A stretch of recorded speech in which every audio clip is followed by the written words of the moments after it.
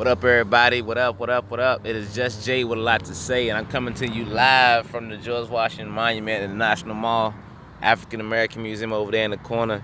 About to get in this run today, you know what I'm saying? It's a beautiful morning. I love to run in the morning. I love being out and open in the morning because of the stillness of everything. Like, there's no Instagram, there's no Facebook, there's no phone calls, there's no text messages. There's nothing but just me and the elements, man, me and God.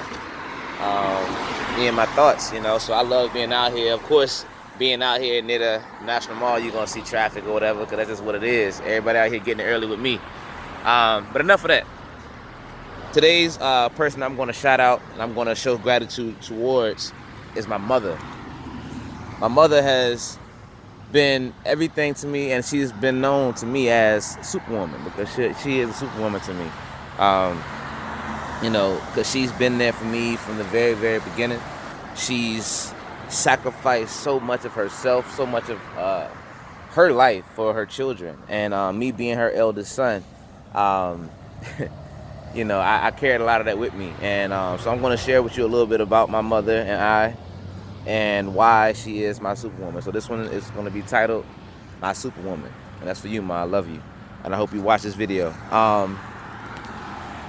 So, being a single parent, my mom did a lot for me when I was, she was a good girl.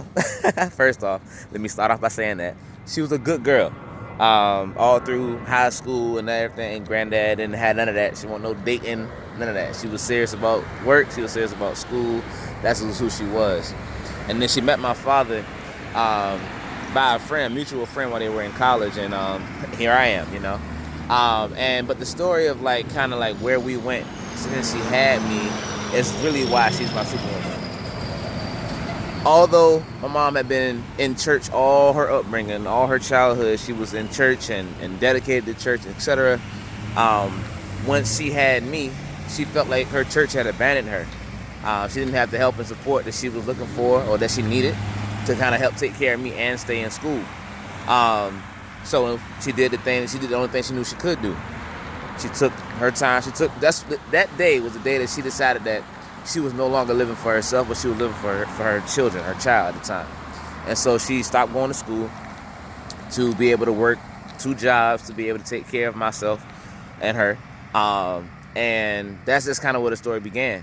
And ever since that day, she has sacrificed everything to be the best mother that she could be to me, my Superwoman. I mean, when it came to school projects and plays and parent-teacher conferences and different events, she was always there. She stressed one thing to me and one thing only.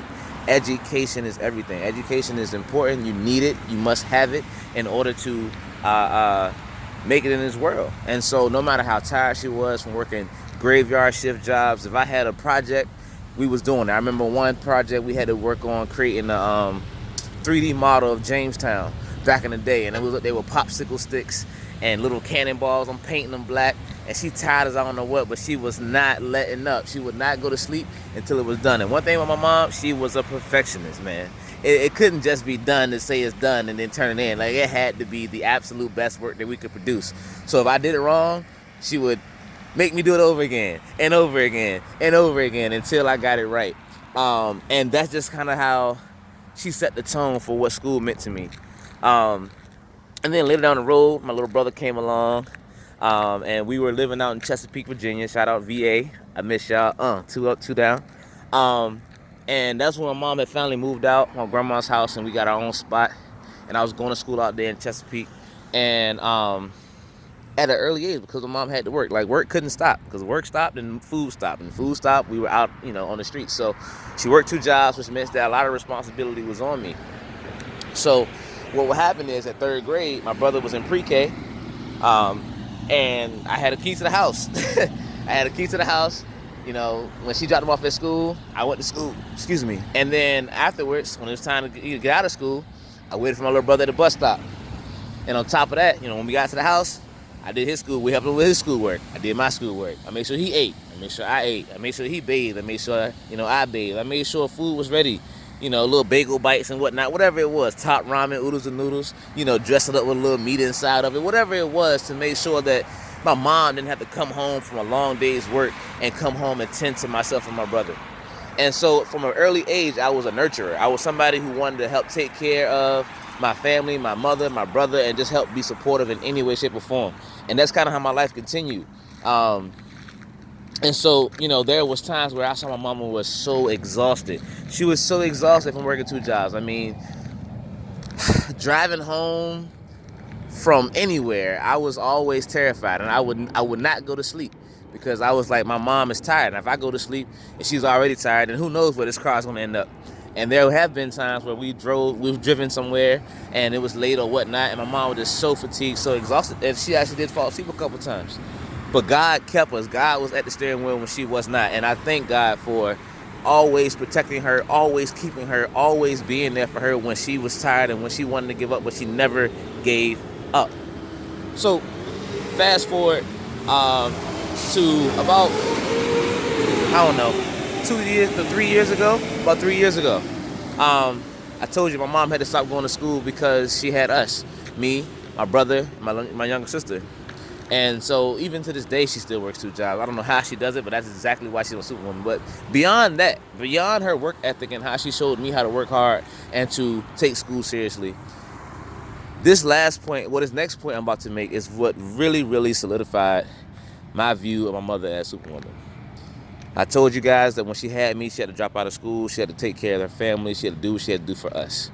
And that's what she did. And I think it was 2015, my mother decided to go back to school to finish. And sorry guys, but she decided to go back to school to finish. And when she went back to school, it was hard because she still was working. She still had to take care of his financial responsibilities. She still had to take care of my younger sister, etc. It was difficult. But one thing she did, she was tapped into that Superwoman mentality, and she just kept pushing. She kept pushing. She would call me and tell me how her classes were going. I was so excited because I was still in school myself. I was, in grad school or what have you. And I was just so excited to hear whatever she wanted to share about her experience because I knew this was important to her. It was time for me to be her Superwoman. And so I was just thankful that, I was able to be there for her for what she was to me when I was in school. And I will never forget it.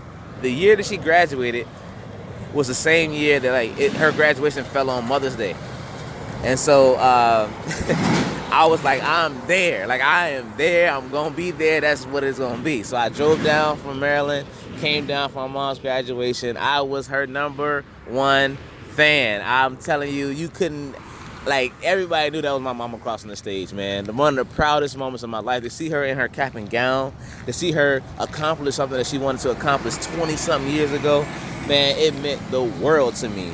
It meant the world to me. And like I said, my mother has continued to be that Superwoman to me and the Superwoman for me, and just being strong and standing in the gaps. And that's why I thank you, Mother. I thank you, Mom. I thank you for the good times, the bad times, the rough times, the exciting times, the high emotions, the low emotions. I thank you for the learning opportunities. I thank you for your sacrifices for our family. I thank you for your dedication to family. I thank you for instilling in me the values that you've instilled in me in my life.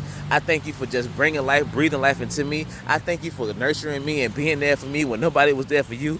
I thank you for all that you've done. I thank you for who you are. I thank you for God keeping you here and safe and around here to see my children and hopefully my brothers and sisters' children. I thank you for, just everything, Mom. And so I promise you, I hope you watch this video. I know it's dark outside, but I don't care because the feeling is real, the heart is there. And I hope that you hear this because I want to let you know that, Mom, I'm telling you, I'm working hard right now. With the whole job thing, I'm working hard. I am not letting up.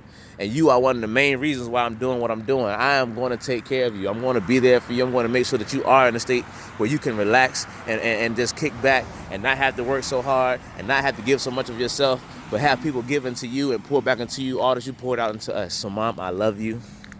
I love you with all of me.